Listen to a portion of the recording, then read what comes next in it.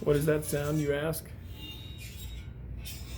That's a brand spanking new Rode PSA1 boom arm for our podcast studio. I was about to buy 4 or 5 of these. Went ahead and got one for tonight's podcast to test, and just got it installed. It's literally right out of the box.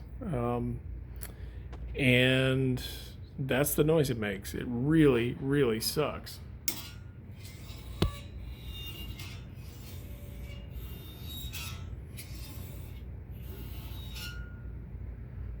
It's rubbing metal to metal right here, and the spring inside of here is just squeaking, and